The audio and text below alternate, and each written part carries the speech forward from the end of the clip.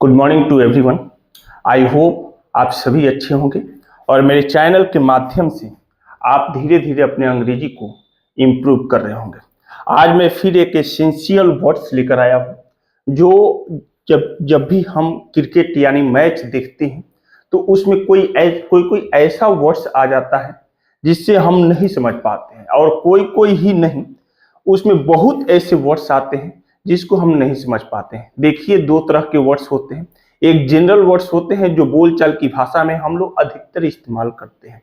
एक official words होते हैं। जो क्रिकेट मैच में या मैगजीन में या न्यूज़पेपर में अधिकतर इस्तेमाल होते हैं।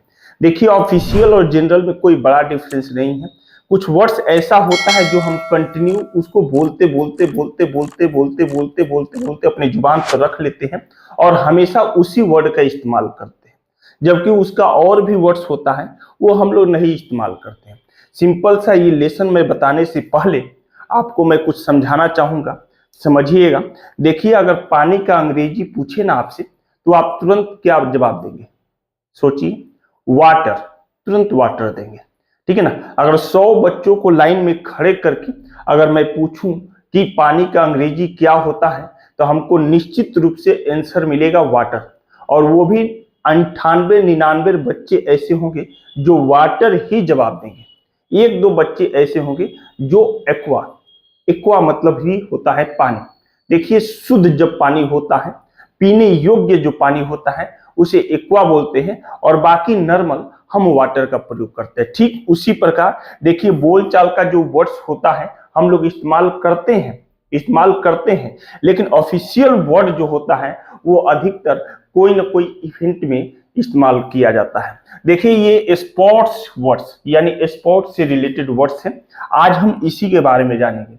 वैसे तो इसमें 40 वर्ड्स हैं, जैसे 1 to 10 है, ठीक है ना। उसके बाद 11 to 20 है, 21 to 30 है, 30 to 40 है। वैसे 40 वर्ड्स है, लेकिन मैं आपको आज केवल 10 वर्ड्स ही बताऊंगा। कितने वर्ड्स? 10 वर्ड्स ही बताऊंगा।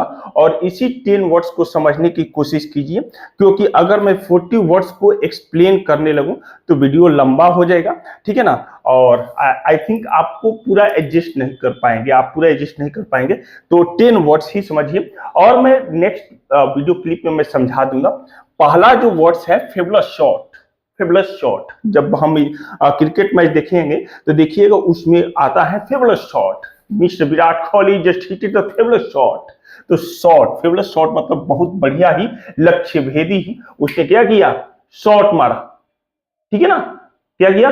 शॉट मारा। तो फेबुलस शॉट मतलब होता है बहुत ही बढ़िया, लक्ष्य भेदी शॉट, राइट। दूसरा है ट्रिमेंडस परफॉर्मेंस। ट्रिमेंडस परफॉर्मेंस मतलब होता है बहुत बढ़िया, उम्दा प्रदर्शन, बहुत बढ़िया उम्दा प्रदर्शन, राइट। तो Virat Kohli just tremendous performance at the crease. Virat Kohli tremendous performance किया किस पर? क्रीज पर, ठीक है ना। तो ट्रिमेंडस परफॉर्मेंस मतलब होता है बहुत बढ़िया उम्दा प्रदर्शन, राइट। उसके बाद है डिसमिस। डिसमिस मतलब क्या होता है? आउट होना। देखिए, मैं क्रिकेट से रिलेटेड ज्यादा वीडियो नहीं देखता हूं, ठीक है ना। मे भी कहीं मिस्टेक हो सकता है सेंटेंस में, वर्ड्स में, ठीक है ना। लेकिन आप थोड़ा सा केयर करेंगे, ध्यान देंगे तो आई होप आपको समझ में आएगा, राइट। तो उसके बाद है डिसमिस, आउट होना। ही डिसमिस्ड एट द 2 विकेट्स। वो 2 विकेट्स पर, ही डिसमिस्ड एट द 2 रन्स। वो 2 रन पर क्या हो गया? आउट हो गया। तो डिसमिस मतलब होता है आउट होना। क्या होता है? आउट होना। Humiliating defeat. Pakistan cricketers got the humiliating defeat. Pakistan cricketers got the humiliating defeat, यानी शर्मनाक हार हुआ पाकिस्तान का। क्या हुआ? शर्मनाक हार हुआ। Keep intact. कीप इंटैक्ट मतलब होता है बचा कर रखना। कीप इंटैक्ट मतलब होता है बचा कर रखना, ठीक है ना। He just got the keep intact of the 6 balls. उसने 6 बॉल को क्या करके रखा? बचा करके रखा। तो कीप इंटैक्ट क्या होता है? Keep intact. उसके बाद होता है क्रम्बल या फॉल डाउन। क्रम्बल बोलिए या फॉल डाउन बोलिए, दोनों का मतलब हुआ बहुत जल्दी या धड़ाधड़ गिर जाना, धड़ाधड़ गिर जाना। Zimbabwe just fall suddenly on the just 20 balls. 20 ball पर धड़ाधड़ जिम्बाब्वे क्या हो गए? गिर गया। जिम्बाब्वे मतलब जिम्बाब्वे के प्लेयर्स यानी जिम्बाब्वे के क्रिकेटर्स, राइट। तो क्रम्बल या फॉल सडनली मतलब होता है बहुत जल्दी या धड़ाधड़ गिर जाना। उसके बाद 7th नंबर बात करें तो कंडीसिव, कंडीसिव या प्रोडक्टिव, कंडीसिव या प्रोडक्टिव। लेकिन आपसे मैं एक रिक्वेस्ट करना चाहूंगा कि आप मेरे वीडियोज को देख रहे हैं, खैर ये वीडियोज आपको समझ में आए या ना आए, अगर समझ में आ रहा है तो बहुत बेहतर है, बहुत अच्छा है कि आप अंग्रेजी सीख रहे हैं। और सीखते सीखते प्लीज मेरे चैनल को भी सब्सक्राइब करें और बेल आइकन को भी प्रेस करें, दूसरा भी वीडियोज देखें।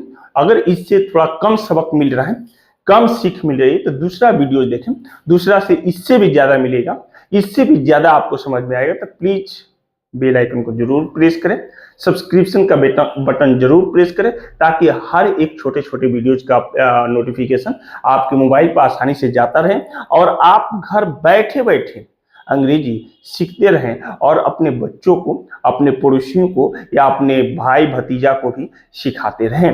ठीक है, उसके बाद 7 नंबर है कंडीसिव या प्रोडक्टिव, फायदेमंद, लाभकारी। This ball just got the conducive and the productive. ये बॉल जो है बहुत फायदेमंद साबित हुआ, बहुत लाभकारी साबित हुआ।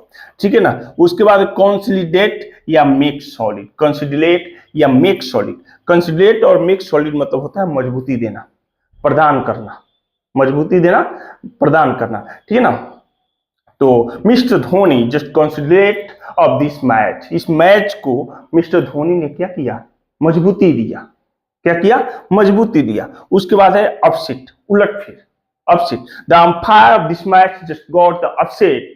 नहीं, इस मैच का अंपायर जो है उसने क्या कर दिया, उलटफेर कर दिया, उलटफेर कर दिया। The umpire of this, the umpire of this cricket, the umpire of this game, the umpire of this match just got the upset. इस मैच को क्या कर दिया, अपसेट कर दिया, उलटफेर कर दिया। लास्ट नंबर यानी 10th नंबर वर्ड्स के बारे में बात करें तो 10th नंबर है गेस्चर या सिंगल या एक्सप्रेशन बॉडी स्टेटमेंट्स। सेंटिमेंट होता है, ठीक है ना, एक्सप्रेस बॉडी सेंटिमेंट, इशारा करना, हाव भाव दिखाना, इशारा करना, हाव भाव दिखाना, राइट। और some just audience from just in the pavilion just got the expressions of body sentiment. ठीक है ना, इस पवेलियन के कुछ ऑडियंस हैं, उन्होंने अपने बॉडी को क्या किया, हाव भाव दिखाया।